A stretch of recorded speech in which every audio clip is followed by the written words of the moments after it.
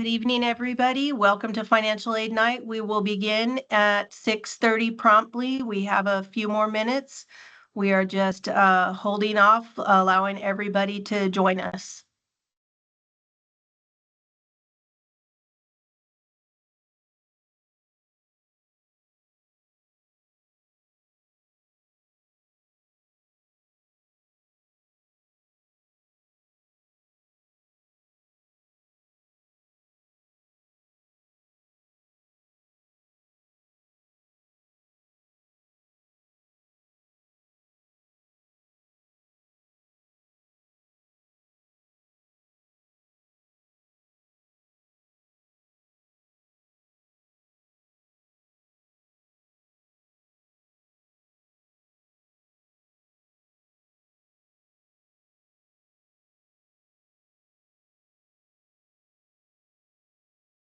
Good evening, everyone. We'll get started in about a minute.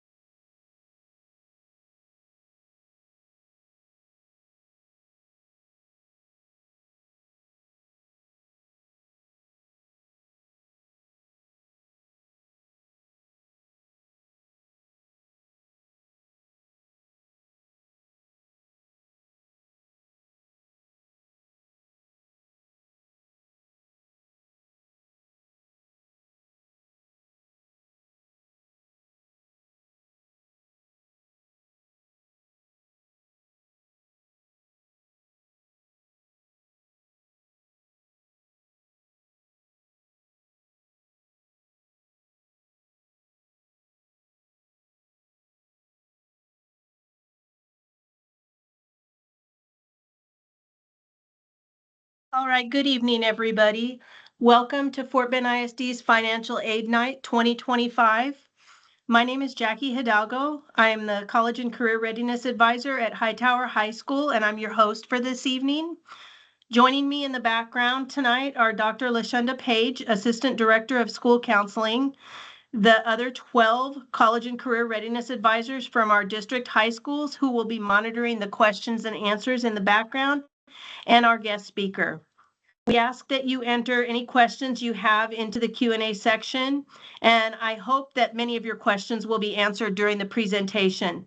We plan to take all of your questions and create a complete list of answers, which will be sent out with a recording of tonight's presentation.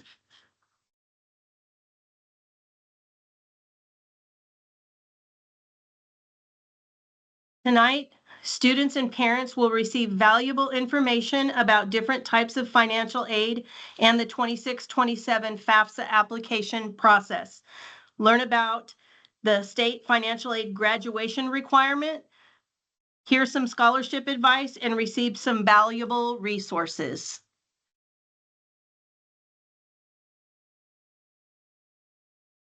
Our guest speaker tonight has a distinguished background in financial aid. She has 33 years of higher education experience, 26 of those years in financial aid. She has worked at Wharton County Junior College for 26 years, with 19 of those years in the financial aid office. She is a graduate of Stephen F. Austin State University. In 2014, she received the AAUW Educator of the Year Award from the Fort Bend County branch of American Association of University Women. Please welcome our presenter tonight, Miss Lori Blust. Well, good evening, everybody. So glad to see so many of you are joining us tonight. We appreciate the efforts. Go ahead, Jackie. The information I'm going to provide you with is just some basic financial aid information. It's not unique to my college. It's pretty standard, pretty general that you can use at any school, university, etc.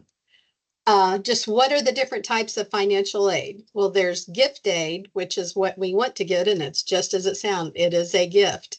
And generally speaking, it does not have to be paid back. And these are both federal and state grants and scholarships. The federal grants you've probably heard of are the federal Pell Grant, SEOG, which stands for Supplemental Educational Opportunity Grant, And then the two state grants, TPEG, Texas Public Educational Grant, and TEOG, Texas Educational Opportunity Grant.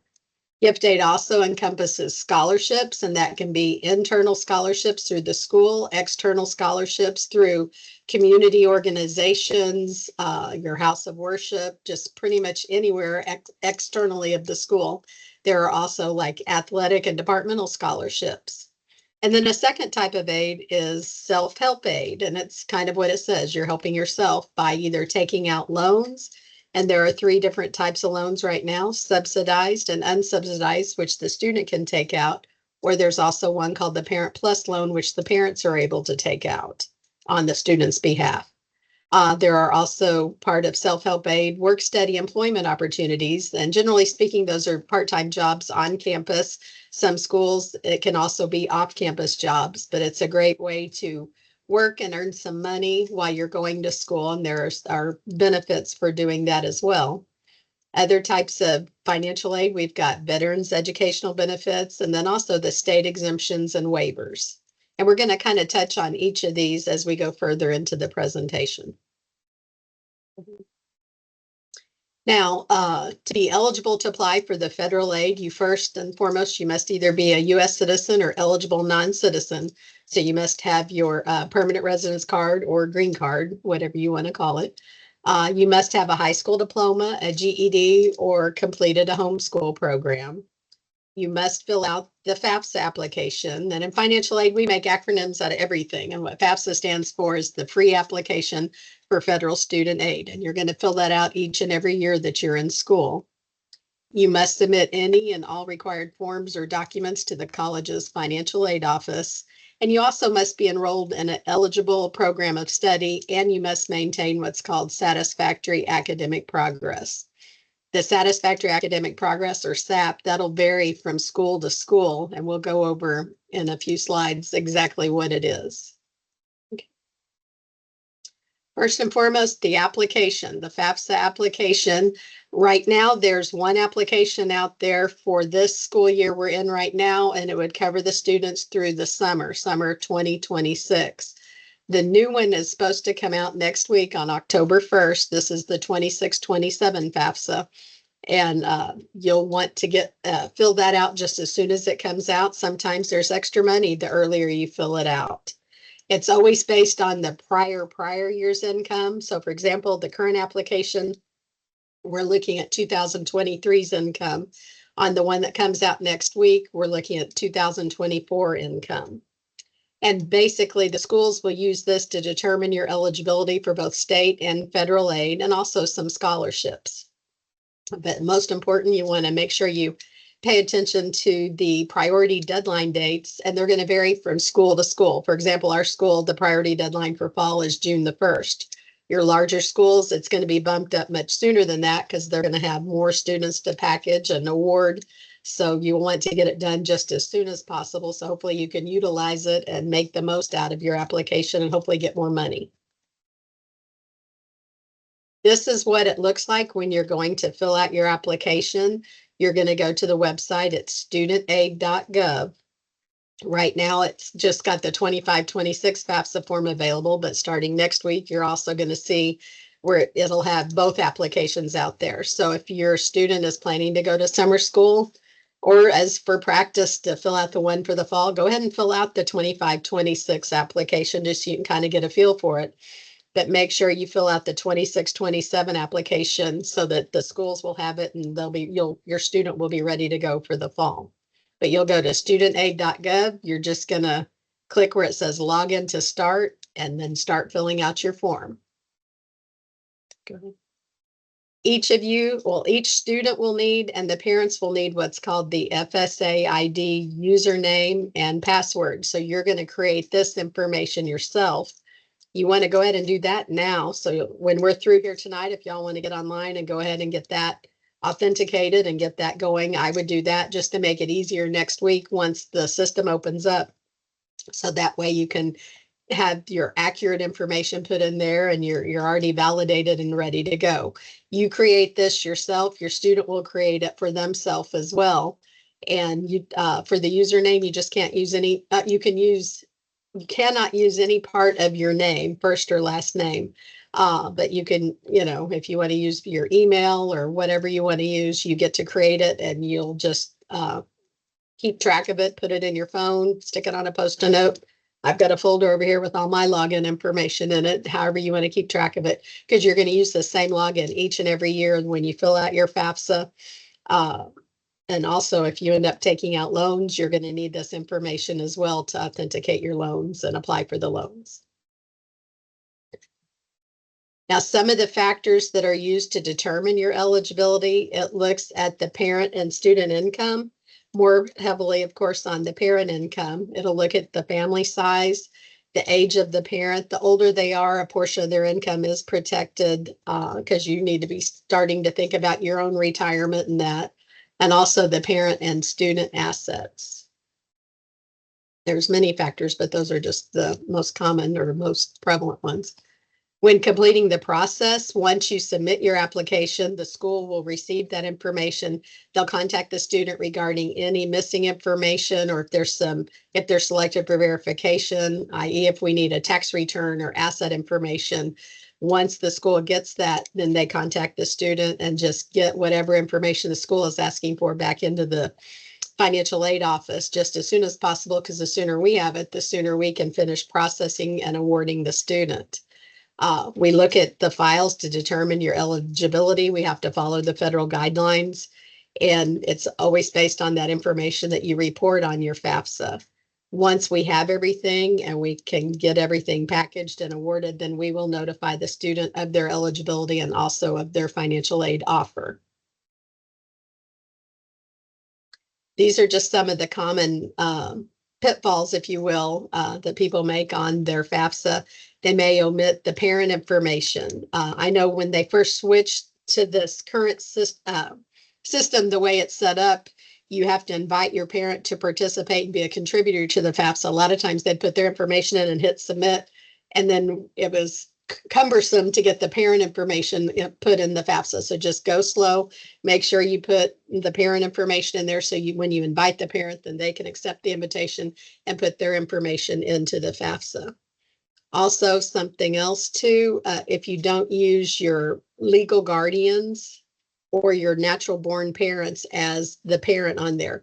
Sometimes, like if you're living with an aunt or uncle or brother or sister or something like that, and maybe they're claiming you on the taxes, they're reporting them as the parent. The only parent you can use on the FAFSA are somebody who is court appointed, a legal guardian, or your natural born parents. Also, another pitfall is if they misreport the parent's marital status. If the biological parents are no longer married and have remarried, the information they're wanting is like one parent, one household, basically, one parent and the step parent, not necessarily both biological parents on there if they're no longer married.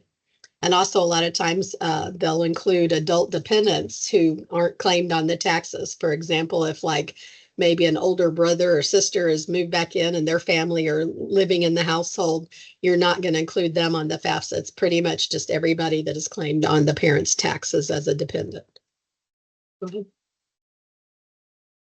Now, once we get the FAFSA information that you've reported through studentaid.gov, we make the determination and give you your award. The first thing we look for is the gift aid, the free aid, the grants. So, and the schools will automatically accept those. We assume you want that because that's free money. You do not have to pay back. Everybody will be offered loans. And as I said, there's two different types of loans right now, subsidized and unsubsidized. And it's up to the student whether they accept or decline the loans. They'll remain out there as offered unless you accept it or you decline it. We don't automatically process it because, again, it's money you're borrowing, money you pay back with interest. Every year there is a limit to how much you're able to borrow, and it depends on the number of hours and how you're progressing. So as a freshman, you're allowed to borrow right now. It's $5,500. Once you're classified as sophomore, it goes up $1,000 increments basically each year. Currently, the interest rate is 7.94%. It's reevaluated every July 1 based on the current T-bill rates. It can go as high as 8%, as low as 1%. So, for example, if you're taking out a loan this year, your interest rate 7.94. Next year's loan, just say it drops down again to 5%. So each loan would have a different interest rate, and you would keep that interest rate throughout the life of that loan, unless at the end you end up consolidating all your loans. Then you get an average of each of your interest rates for each of your loans. In order to get the loan at studentaid.gov, you must complete what's called loan entrance counseling, and you must sign your master promissory note. That master prom note, that's pretty much the easier of the two, but it's going to have all your basic information in there. Just make sure you pick two references that do not live in the same household. So you can use mom, dad, aunt, uncle, brother, sister, as long as they have two separate addresses. On the master promissory note, you'll verify your information, put your references in. I believe there's two sections you read through. I agree, and you hit submit. You get a confirmation email saying you've successfully signed your master promissory note. The entrance counseling, it's a little bit more. It's always what I tell students. It's kind of like student loans 101. It's going to go over your interest rates, your repayment options, deferment plans, everything you needed to know about the loan program. And at the end, you submit, you're taking a quiz while you're going through there. You're reading through the sections, answering a couple of questions. And then at the end, once you submit it, they'll send you, again, a confirmation email saying you've successfully completed your entrance counseling. The schools will get the confirmation of those usually the next day after you've got that completed, and then that would satisfy it where they can continue on with the processing of your loan monies and getting it into your account. You don't have to repeat this process every year.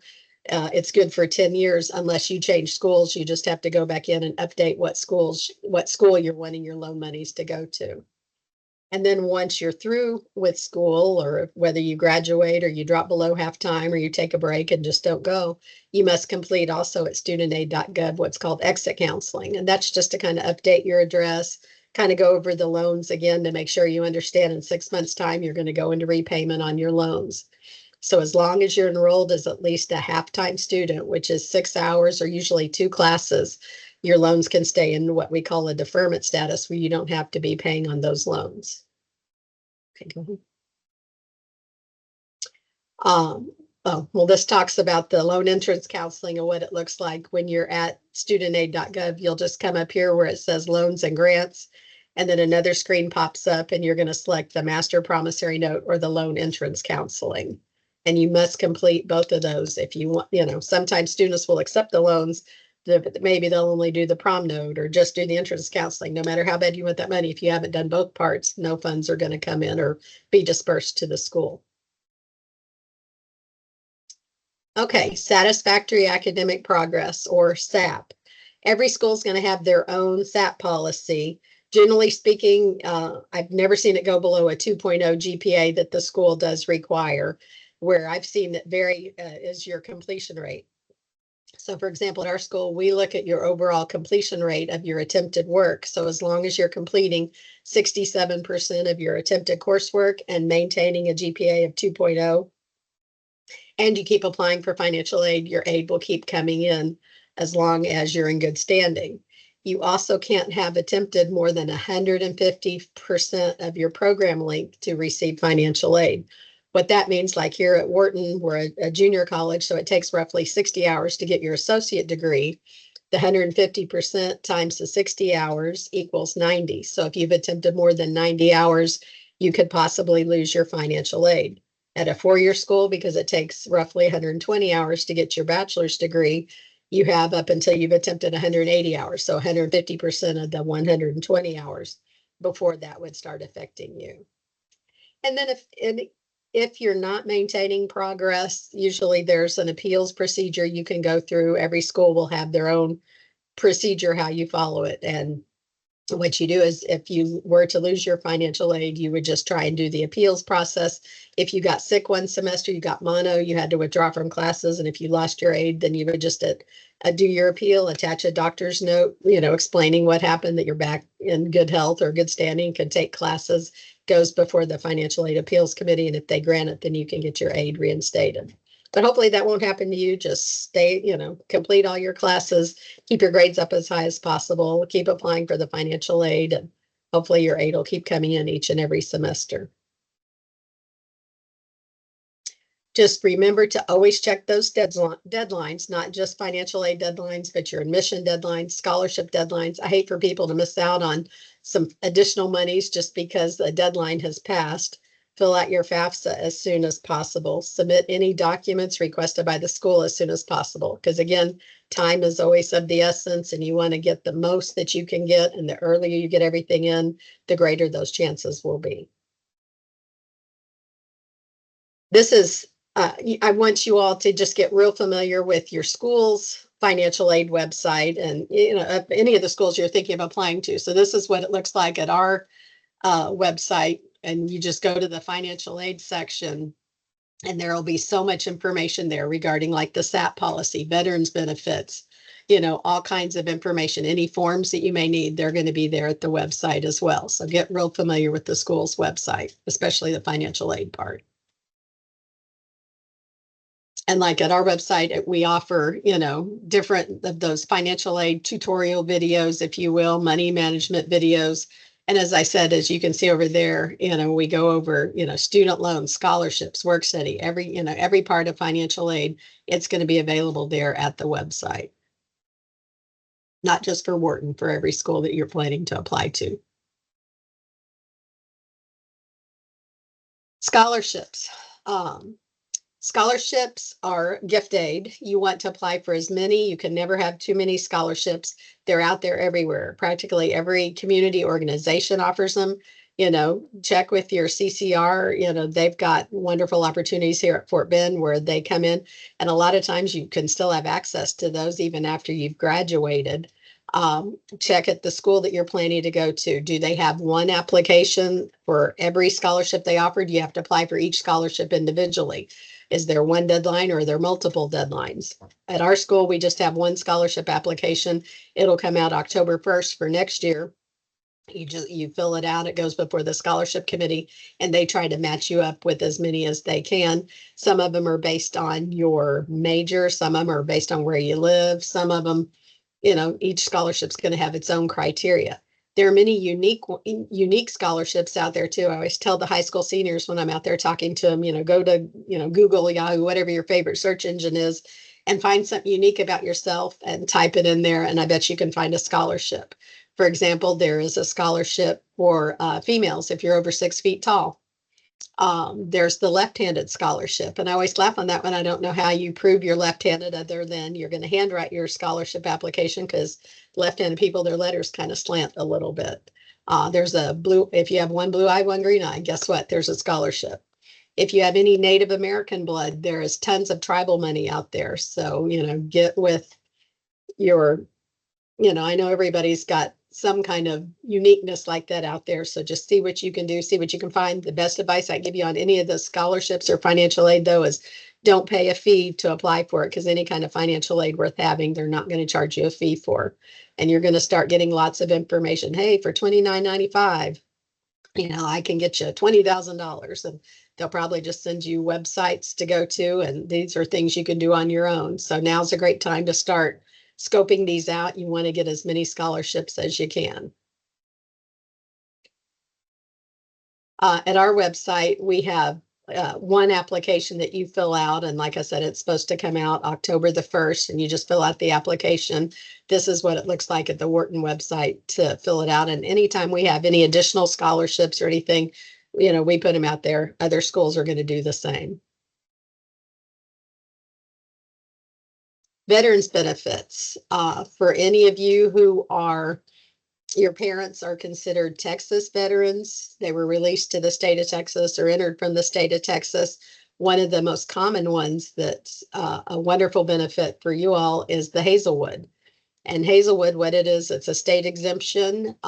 If you go to Texas State Public School, and what it will do, it'll waive your tuition and fees at the school, and the veteran can give you up to 150 college hours that can be paid for through this exemption.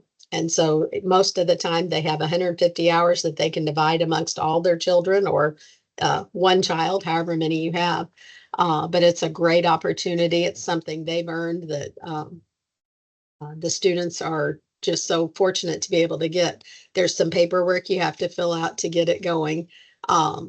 And you just fill it out each and every semester that you're in school, and it will, you turn the paperwork into the veterans office at your school, and then they take over, and it's just a process between the school and the state, and it gets all your tuition fees waived. You can still apply for financial aid or any scholarships and that. You can use those proceeds at the bookstore or for, housing and all of that. So it's a great opportunity. And sometimes there's some other veterans benefits that you can qualify for too. There's a Chapter 35 benefit.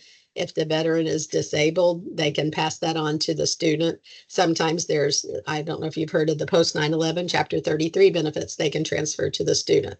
So if you do have a veteran that's one of your parents, these are something you want to look into because you really want to be able to utilize the most you can out of their veterans benefits. They've earned those benefits, and if you can benefit from it, it's awesome. Now, there's some potential changes that are going to be coming up this next year that we're still kind of waiting from Department of Education to hear exactly how everything's going to be working out. Currently, the maximum a student can qualify for in the federal Pell Grant is $7,395 for the year. It looks like it may be the award may be reduced next year. So just, keep your ears open, and as the schools get the information, they'll disseminate it. But unfortunately, it does look like it's going to be reduced. They're also talking about doing away with the SCOG grant and potentially work study also. And they're also talking about the loan limits. They may be reduced as well. And as I said, currently it's $5,500 is the most a student can borrow as a first year borrower, and $6,500 for second year borrowers, $7,500 third year. Those amounts may go down, unfortunately. But we're just waiting to hear more from the Department of Ed. And as I said, we'll disseminate that information as soon as we know. You still need to fill out your FAFSA so that you can make sure you get as much as you can in any of these benefits. And, a lot of scholarships do require you to have that FAFSA form filled out as well. So you still want to get that filled out.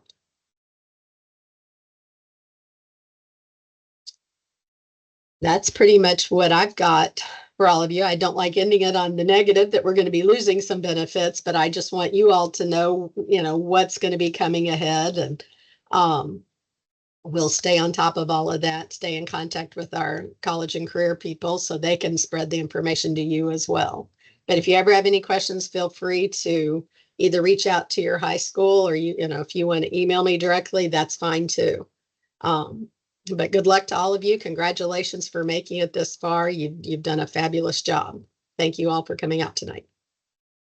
Thank you so much, Lori. My pleasure. Before I move on to our next screen, if my CCR advisors can let me know if there are any burning questions in the Q&A that might pertain to Lori that Lori needs to answer.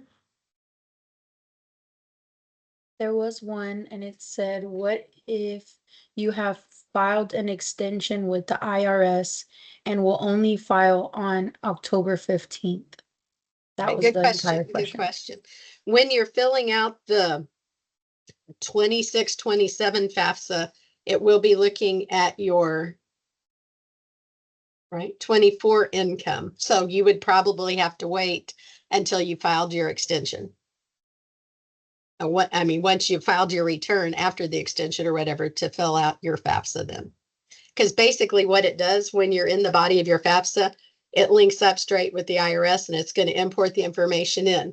If you do it prior to getting those taxes filed, it's going to report to the school, no tax return filed. But then you answered some other questions regarding your wages on there because you've got your W-2s in that. So the school, when they get it, they won't be able to process anything until you get those taxes filed. So I would me personally, I would say wait till you get those taxes filed so then that information can import and go straight in there, and less documentation that you have to turn in, less likely to make mistakes and all of that.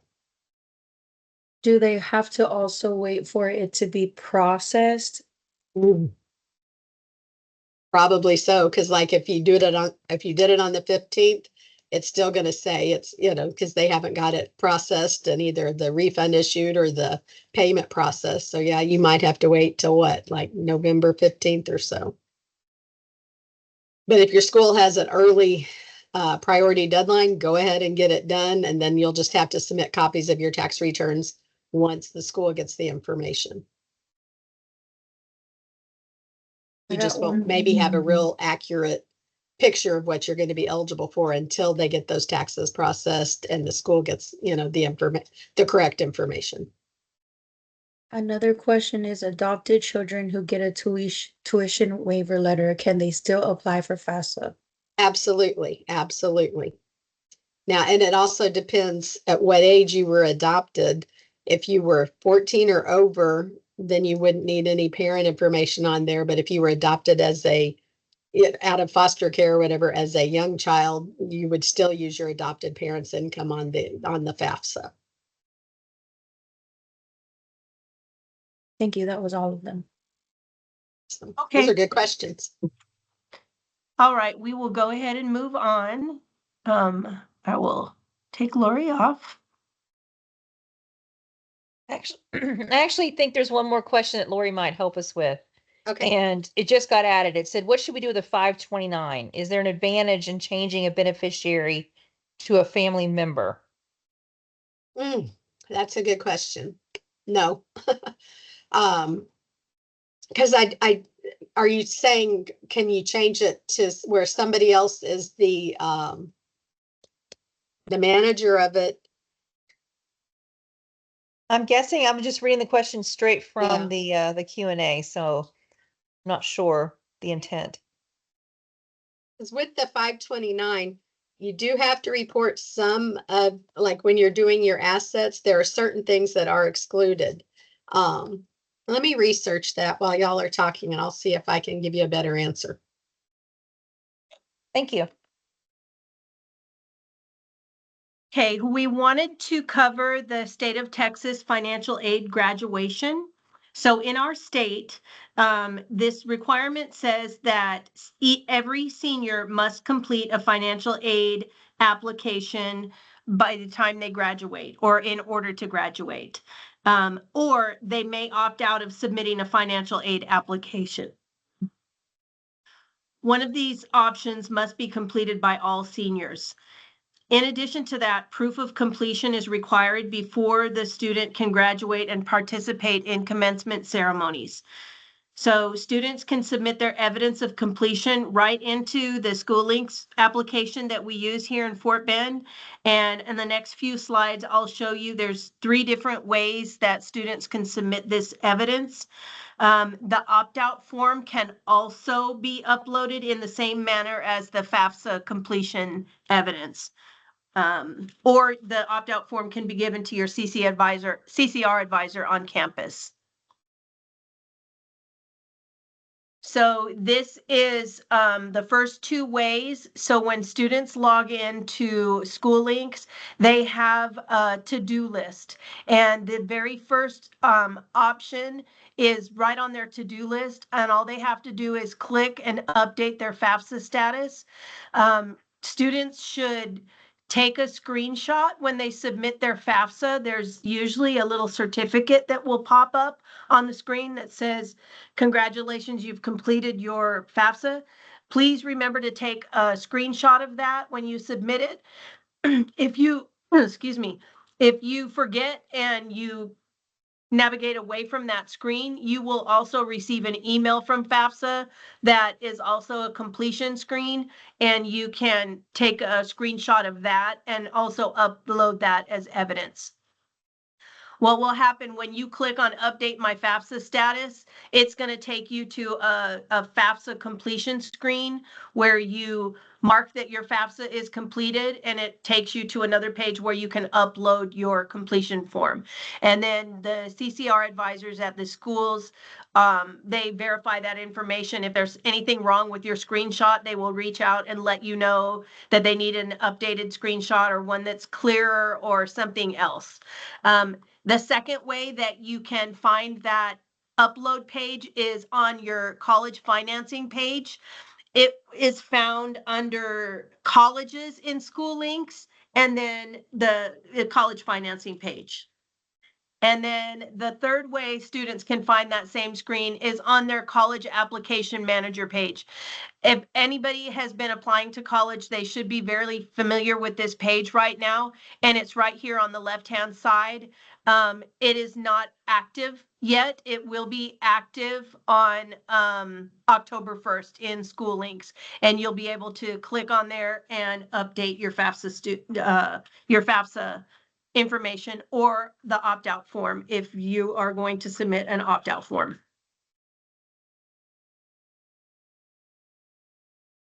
Scholarships, like Lori said, are another way to earn money and help pay for your college expenses. The best first way to begin looking for scholarships can be found right in our School Links program. I am saying we, but we CCR advisors challenged the class of 2026 to start looking for scholarships now and make a habit of submitting at least one application per week for the rest of the school year. That sounds like a lot of work, but it's just one. And a lot of times, a scholarship application will want you to write an essay. And a lot of times, if you start doing your research, you will find lots of essay prompts that are very similar. So once you've written that essay, it doesn't take much to tweak it and make it fit another scholarship application. It's a lot of work, but it can also pay off. And just up ahead, we have a short video to show you how you can search for scholarships in School Links.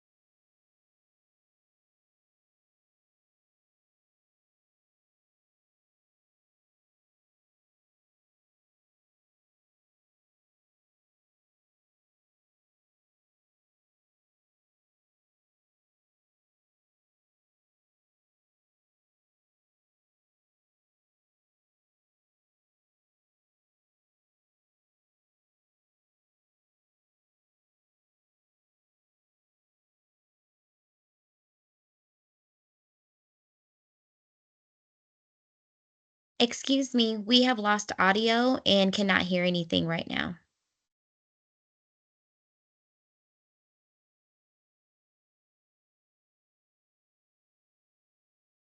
Okay, I'm not really sure what to do to make the audio work. Do I have anybody in the background that can look into that?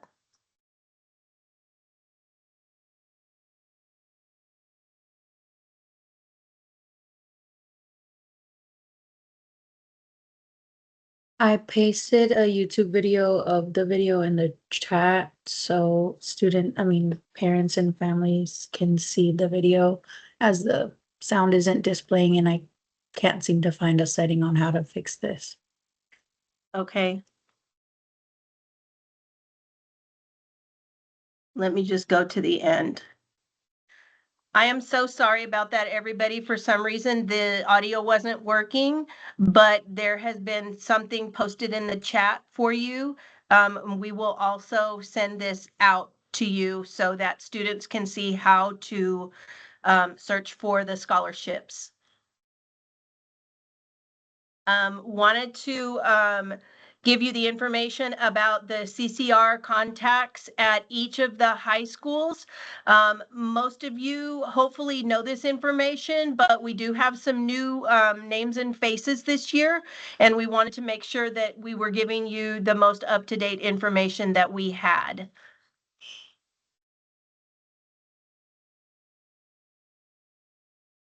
We also have a page full of resources for you. We know that filling out a financial aid application can be confusing. And if you feel like you need help, you can click on this or scan this QR code so that you can gain access to the resource page. Again, it's got all kinds of links to help you create your FSA account that Lori was talking about, taking you to the actual FAFSA application, what constitutes a parent, determining your dependency, all different kinds of things that you might be asking. So you can go there and you can look at those different links, or there are some videos as well. Again, don't be afraid to reach out for help at school from your CCR advisor. And again, we have recorded and we'll send out the recording to all seniors and their parents and guardians to use as a reference and for those who could not attend. As a reminder, we are going to take all of the questions that you were asking and put them in a document with the questions and the answers for you. And we will send out that document with the link to the recording from tonight so that you can use it as a reference or go back and watch it again if need be. And this concludes our presentation for the evening. We want to thank everyone for attending, and I hope that you all have a great meeting.